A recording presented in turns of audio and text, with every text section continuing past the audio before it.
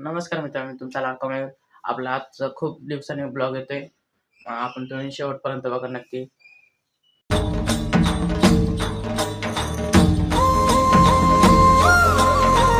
बाहेर जायचे मग तुम्ही पुढे बघा ब्लॉगमध्ये पुढे जातोय मग तुम्ही बघशालच. आपण चप्पल काढली, चप्पल घालूया आणि मांजराला पण घेऊन जाऊया. आपण आता खाली जायचं आपल्याला, तर जाऊया खाली जाऊयात. आता आपण खाली आलेलो आहे. आता आपण थोडं बसूया, आराम करूया. आता मित्रांनो आराम करून झालेला आहे.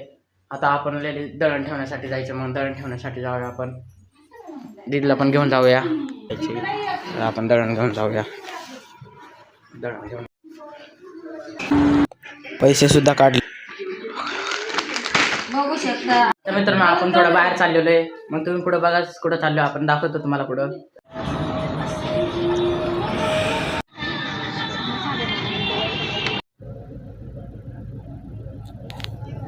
मध्येच खूप ट्रॅफिक लागली आपल्याला. तर मध्येच आपण बघितलं तर समोर कुत्र्याने बाहेर तोंड काढलेलं. तर बाईकवाले तर काय कुठून गाडी काढून जाऊ शकतात, आपल्याला नाही जात आहे. मग चला आता चालत. आपली गाडी तर काय मागच राहिली. तेवढ्यात मागून गाडी आली आपल्याला. त्या ठिकाणी जायचं होतं आपल्याला. त्या ठिकाणी तुम्ही बघा पुढं एवढी मेहनत जाणार, काय वाया नाही जाणार. आपण जाऊन बघूया पुढे जाणार.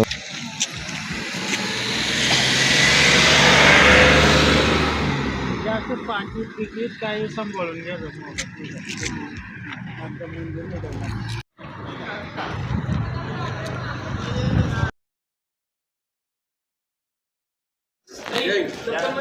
कसं आहे डोंगरामध्ये देव मग का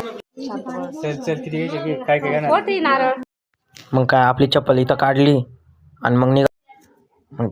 मग ते शेजारचे काकू ते आलते. मग ते पण ओटीचं ते साहित्य मग निघा वर चढण्यासाठी. आता काही लय लांब जायचं आपल्याला. वरचं किती उंच आहे तुम्ही बघितलेलं. मग काय शिडा चढलं तर इथे देव होता. मग इथे थोडा पाय पडलो. वरती जात होतं तर काय माकडचं मध्येच बसलेलं वर जाऊन बघ.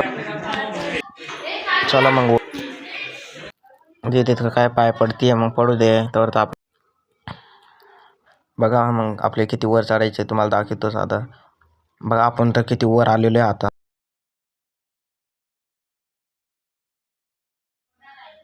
बघा आपण किती वर आलेलो आहे. 392 शिडी लागली आपल्याला.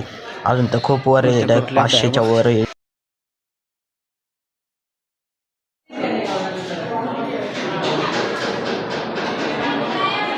इथे तर सगळे लेखी काम करून ठेवलेलं. मंदिराच्या बाबत काय काय झालेलं ते घडून गेले ते पण तिथं लिहून ठेवलेले. म्हणून ते आपण वाचलं थोड्या वेळ. खूप भारी वाटलं. मग आपण वाचलं.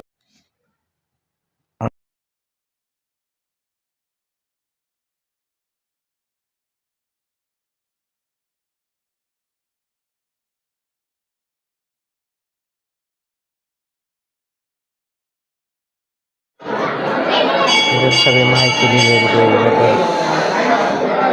कसलंच नाव दिसते बघा खाली. तर अख्खे गाव दिसते. दुकानात आपलं दर्शन बिर्शन सगळं भारी झालं. मग आपण निघूया आता खाली जाणार.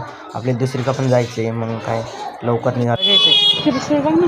डोंगर कसला दिसतोय बघा. त्याच्यावर तर खूप जाळी टाकलेली आहे. मग दिदीन ते तर इथं साहित्य घेत होते. मग साहित्य घेतलं दिदीने. आणि त्या शेजारच्या काकू काय गोंधत होत्या, गोंधून घेत होते.